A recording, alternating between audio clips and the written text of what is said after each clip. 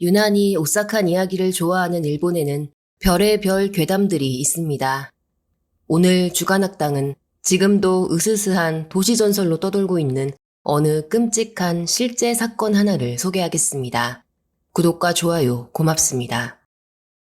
1975년 8월 23일 오사카부 네야가와시의 한 아파트 단지에 수도 없이 많은 경찰들이 출동했습니다. 이제 막 새로운 인생을 시작한 신혼부부 23세 이치로, 22세 에이코가 한나란 씨의 집안에서 사망한 채 발견됐기 때문입니다. 경찰은 아파트 같은 층에 사는 이웃으로부터 전날 밤 누군가 신혼부부의 현관문 앞을 어슬렁거리고 있었다는 정보를 입수했습니다. 목격자는 깜깜해서 얼굴이나 연령 같은 건 알 수 없었지만 헌팅캡이라고 부르는 특이한 모양의 모자를 쓰고 있었던 것만은 분명하다고 진술했습니다. 피해자 부부가 아파트에 들어온 것은 불과 3개월 전이었습니다. 신축의 대단지라서 당시 일본에서는 꽤 좋은 집에 속했는데요. 자가라면 물론이지만 월세살이를 하고 있다고 해도 비싼 집세를 감당할 수 있을 정도로 부부는 경제 사정이 나쁘지 않았을 겁니다. 그렇다면 이들의 돈을 노린 헌팅캡을 쓴 남자가 강도 목적으로 집안에 침입해 부부를 살해하고 금품을 빼앗아간 것이 아닐까요? 그런데 강도가 한 짓이라고 단정을 짓기에는 의문이 생기는 부분이 많았습니다. 먼저 집에는 부부의 지갑이 그대로 남아 있었습니다. 집안을 뒤진 흔적이 있기는 했어도 구체적으로 어떤 물건이 사라졌는지는 한눈에 눈치를 채기가 어려웠습니다.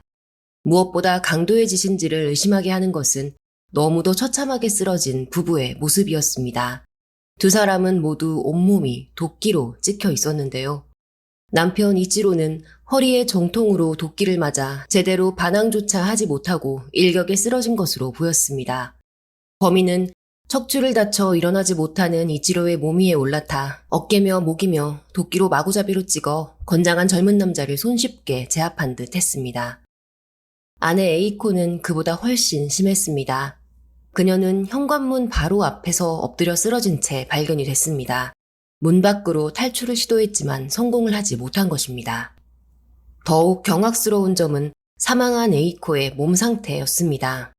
그녀의 손가락은 10개 중 1개밖에 남아있지 않았습니다. 9개가 모두 범인에 의해 절단이 된 겁니다. 끝이 아닙니다.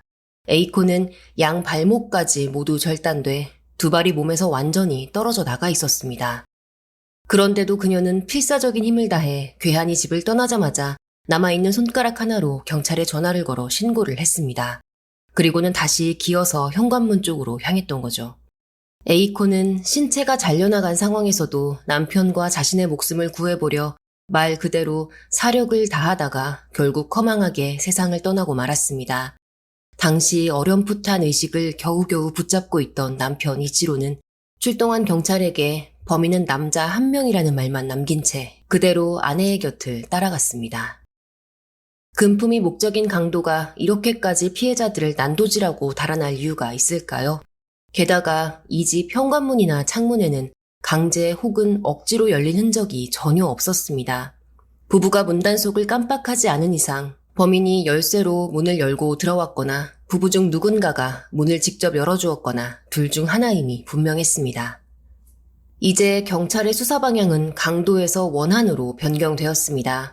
원한이 있으려면 부부와 최소한 일면식은 있는 사이여야겠죠. 경찰은 아파트 주민들을 비롯해 남편과 아내의 지인들을 샅샅이 조사했습니다. 하지만 23살, 22살짜리 젊은 신혼부부가 누군가에게 죽임을 당할 정도의 원한을 살 일이 얼마나 있을까요? 수사에 난항을 겪던 그때 경찰은 귀가 솔깃할 만한 정보 하나를 입수했습니다. 에이코는 결혼 전부터 인기가 많았어요. 얼굴도 예쁘고 성격도 다정해서요. 결혼 전 에이코는 이치로의 직장 근처에 있는 담배가게에서 종업원으로 일하고 있었는데요. 담배가게 단골이었던 이치로가 종업원인 에이코에게 첫눈에 반해 구애를 했고 그렇게 둘은 연애를 하다 몇 달 전 결혼에 골인을 했습니다.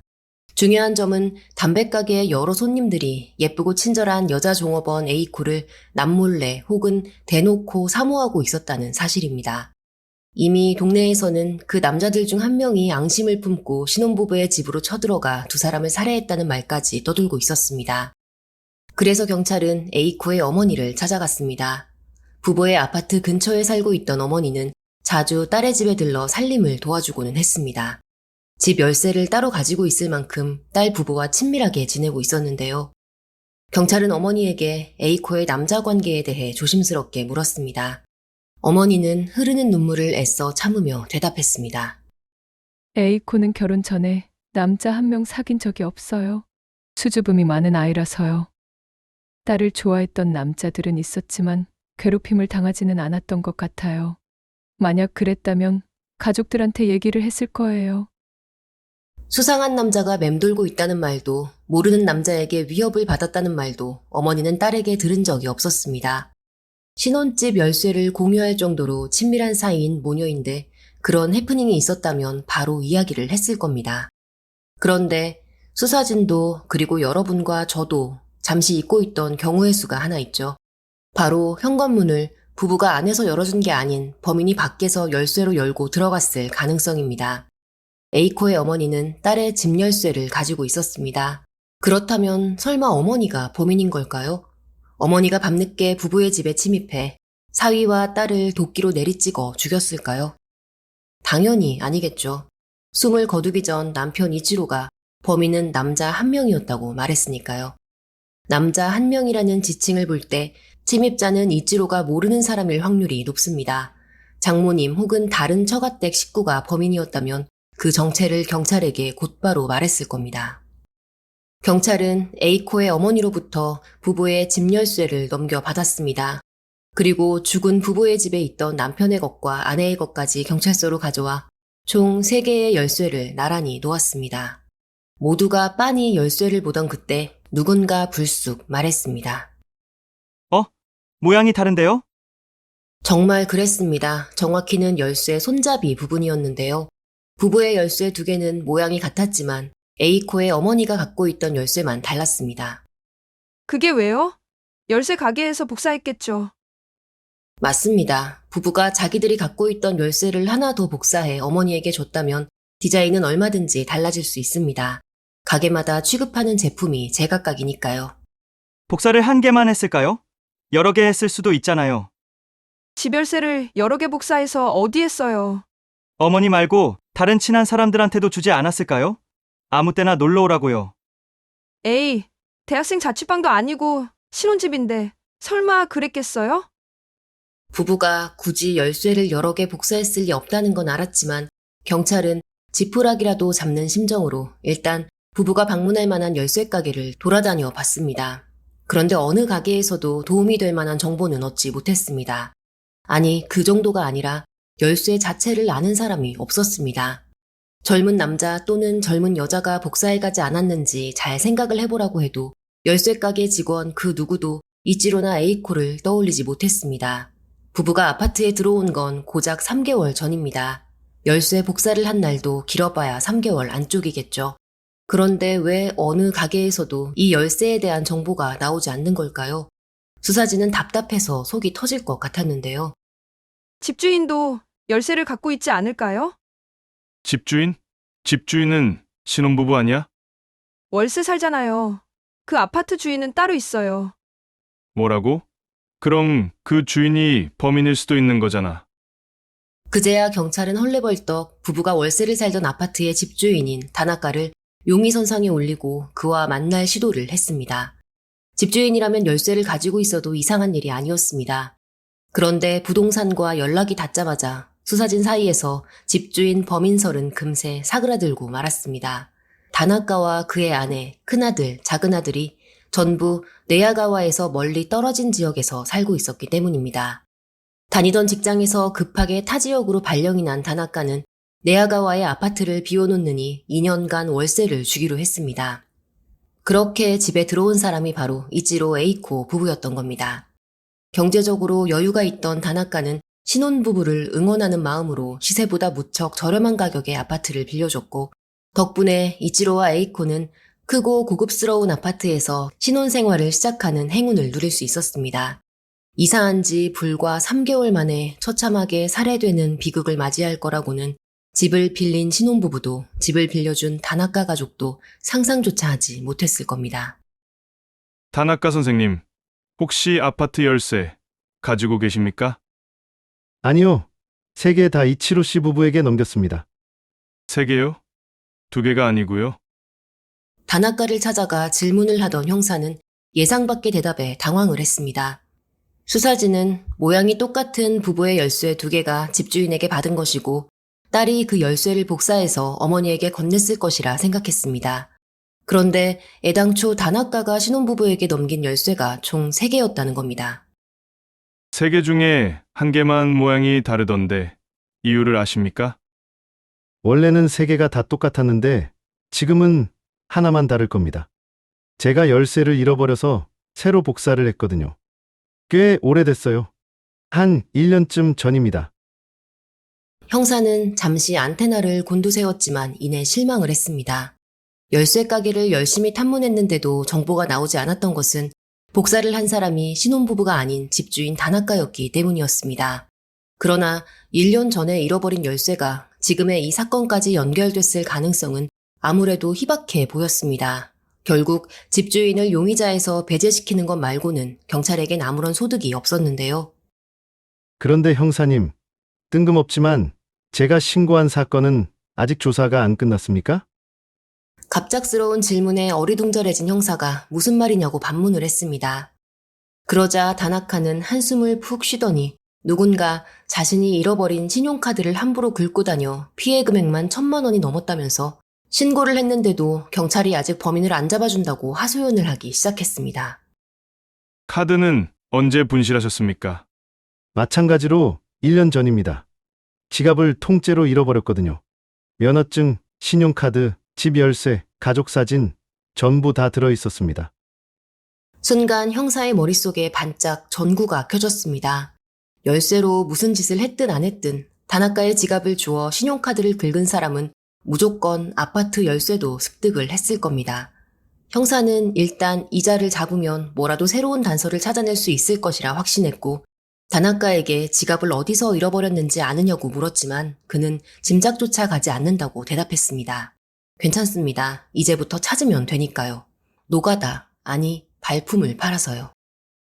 의혹이 한층 업그레이드된 수사진은 다나카의 신용카드 사용 내역 먼저 뽑아보았습니다. 1년 전 카드를 습득한 자는 비싼 시계만 20개가 넘게 결제를 했습니다.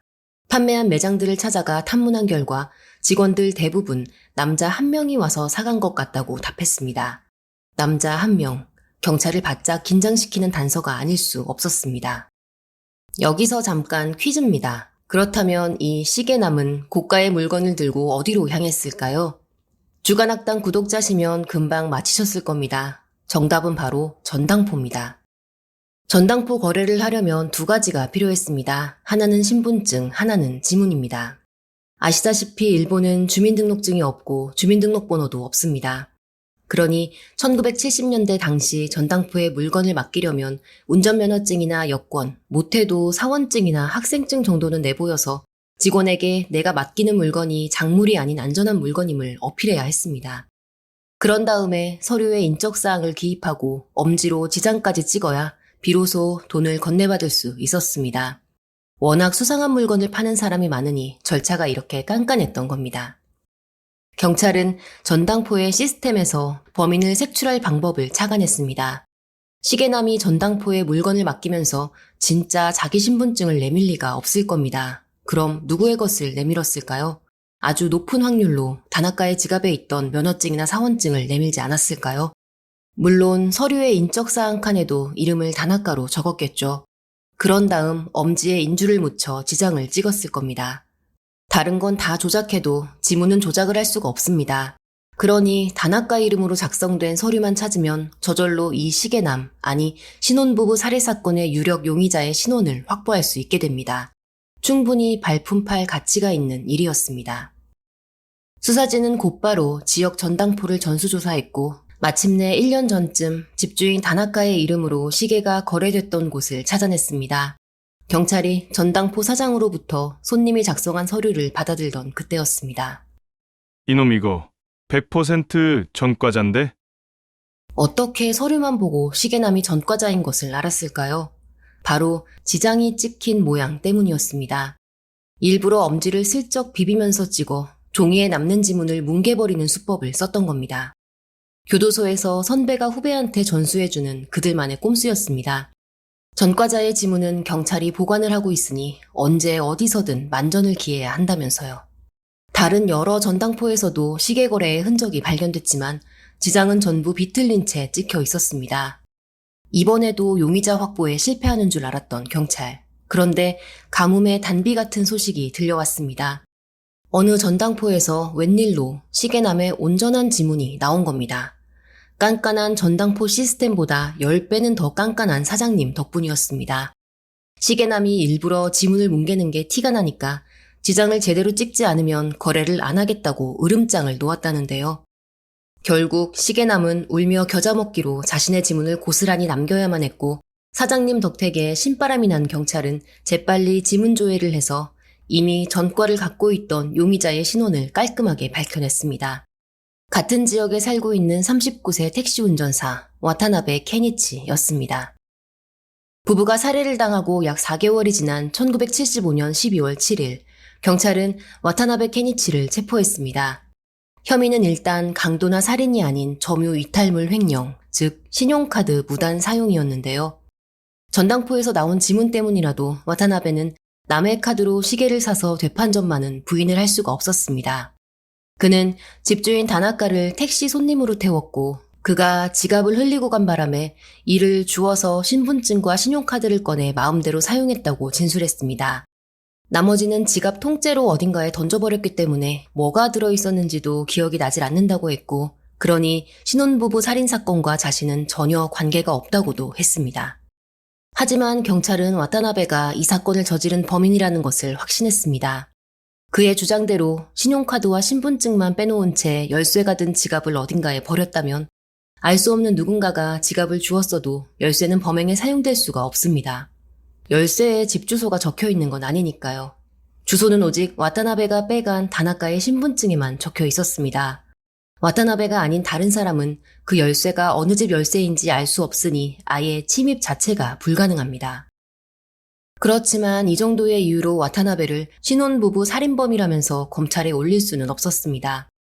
수사진은 일단 사건이 있던 날의 알리바이를 캐보기로 합니다. 이미 전과가 있는 와타나베는 경찰의 취조에 전혀 기죽지 않고 일 끝내고 술 마시고 잤겠죠 하면서 대충대충 대답을 했습니다. 자신은 밤 늦은 시간 사건이 있었던 아파트 단지에는 죽어도 간 적이 없다고 딱 잡아떼기도 했는데요. 제대로 된 물증이 하나도 없으니 경찰은 속이 터질 것 같았습니다. 그런데 이때 마치 구세주와도 같은 인물이 경찰서로 직접 찾아왔습니다. 와타나베와 같은 택시 회사에 근무하는 동료 운전사였습니다. 그는 사건이 있던 날 와타나베가 아파트 단지에 있었던 게 확실하다고 주장했습니다. 비가 억수같이 쏟아졌던 날이라서 분명히 기억합니다. 와타나베 씨가 제 택시에 타더니 아파트로 가자고 했어요. 그쪽은 저를 못 알아봤지만 저는 단번에 알아봤죠. 평소 자주 쓰고 다니던 헌팅캡을 갖고 있었거든요. 헌팅캡 세 글자에 수사진이 환호성을 내질렀습니다. 아파트 주민도 이날 헌팅캡을 쓴 남자가 신혼부부의 집 문 앞을 어슬렁거리는 걸 봤다고 했으니까요. 경찰은 동료 택시 운전사의 유의미한 증언에 힘입어 이번에는 와타나베의 범행 동기를 찾아보기로 했습니다. 일단 그가 신혼부부와 일면식도 없는 사이인 것만은 확실했습니다. 와타나베는 그 집이 지갑 주인인 다나카의 집이라고 생각하고 쳐들어갔을 게 빤하기 때문입니다. 결국 목적은 원한이나 치정 같은 게 아닌 금품 강취였던 거죠. 그런데 왜 지갑을 주었던 1974년이 아닌 1년이 지난 1975년 8월 23일에 범행을 저지른 걸까요? 경찰은 이 기간에 와타나베에게 무언가 일이 발생했기 때문에 뒤늦게 강도를 저지르지 않았나 추정했고 조사 결과 이는 훌륭하게 적중했습니다. 최근 그에게 32만 엔의 빚이 생긴 사실이 드러난 것입니다. 1975년도에 32만 엔이면 2024년 현재 가치로는 70에서 80만 엔, 우리 돈 700만 원 정도라고 합니다. 물가 성장률에 따라 추산한 값이지만 실제와는 당연히 차이가 있을 테니 대충 이 정도구나 생각만 해주시면 감사하겠습니다. 아무튼 그가 32만 엔을 갚아야 할 상대는 은행도 사채업자도 아닌 국가 고용노동센터였습니다. 그간 택시회사 여러 군데를 짧게 끊어 다니거나 직원으로 정식 등록을 하지 않고 다니면서 실업급여를 부당하게 타먹고 있었는데 이게 어느 날 딱 걸려버려 모두 토해내야 하는 신세가 된 겁니다. 당장 뱉어내야 하는 돈도 돈이지만 앞으로는 실업급여를 떼먹지도 못하게 됐으니 와타나베로서는 돈줄 하나를 빼앗긴 듯한 불쾌한 기분이 들었을 겁니다. 경찰은 이 점을 주된 범행 동기로 보고 목격자 진술을 증거로 와타나베 케니치를 강하게 압박했습니다.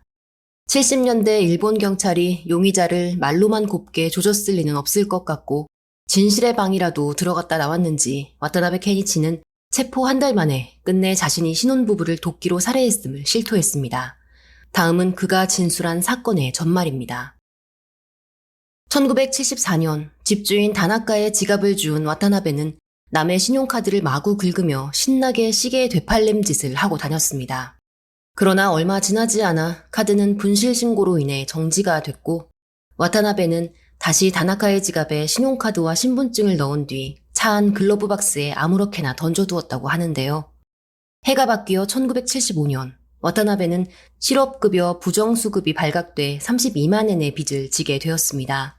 이런 와중에도 그는 아내 말고도 내연녀까지 두고 있었습니다.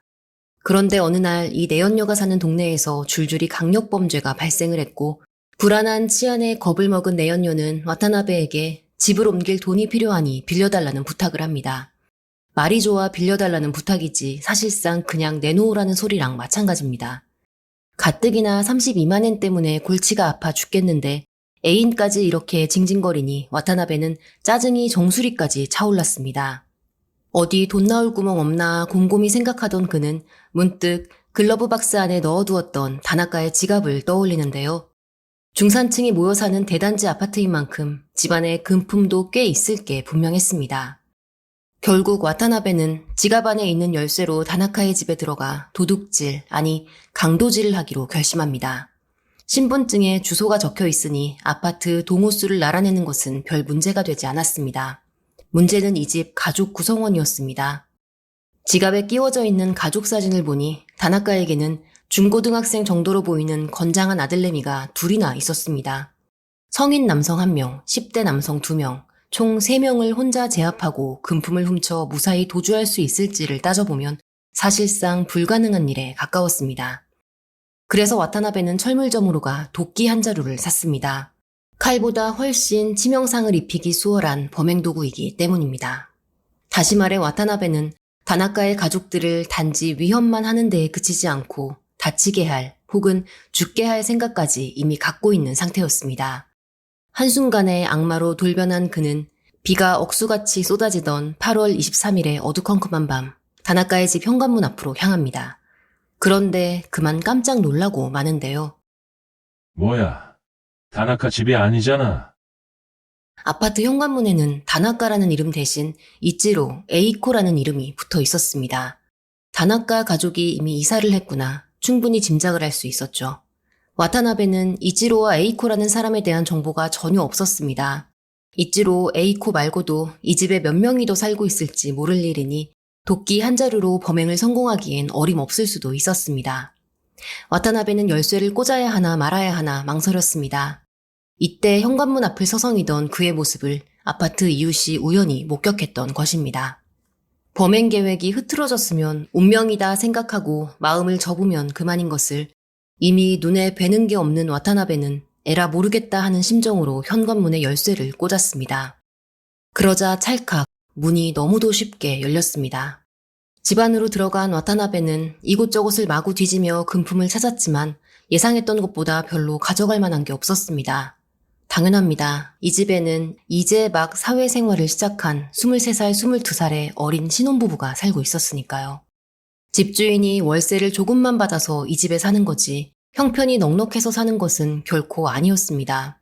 이 사실을 꿈에도 몰랐던 와타나베는 소박하기 그지없는 살림살이에 분노를 했습니다.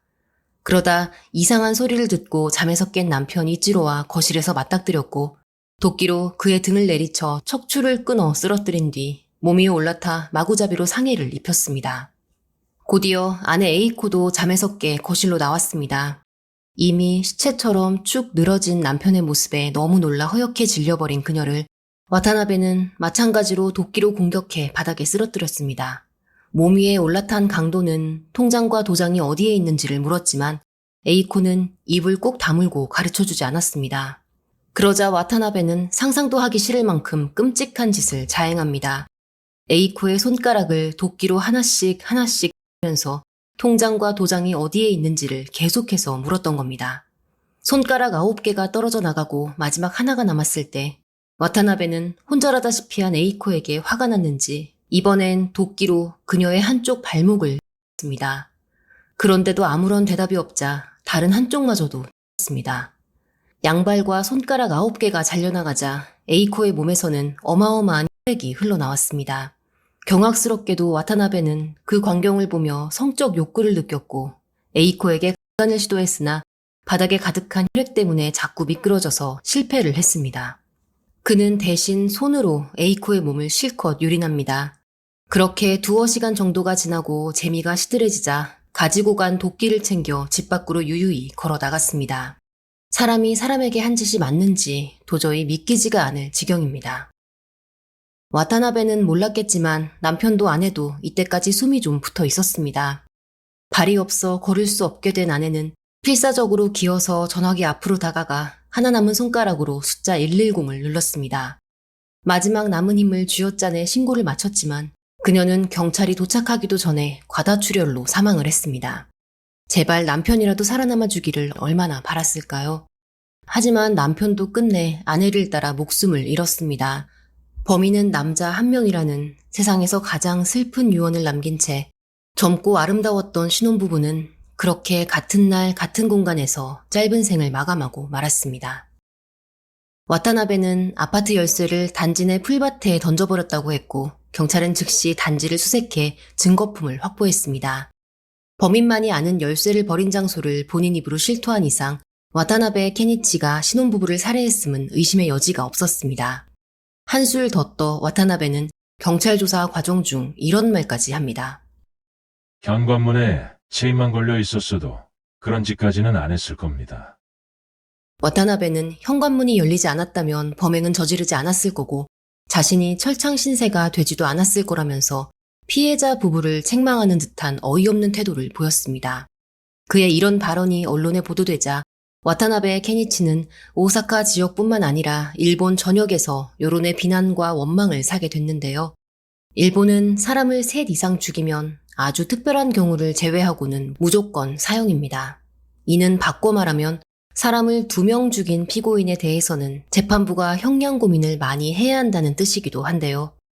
그런데 와타나베 케니치 사건에는 재판부가 걱정도 고민도 할 필요가 전혀 없었습니다. 그저 국민의 뜻을 따르기만 하면 됐으니 말입니다. 1977년 오사카 지방법원에서 열린 1심 재판에서 판사는 피고인 와타나베 케니치에게 사형을 선고합니다.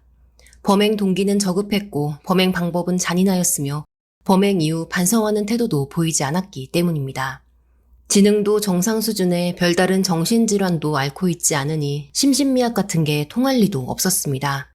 와타나베는 항소했지만 오사카 고등법원에서 기각을 당했고 이어서 상고도 했지만 1980년 11월 5일 대법원이 최종 기각을 함으로써 그의 사형은 확정이 됐습니다.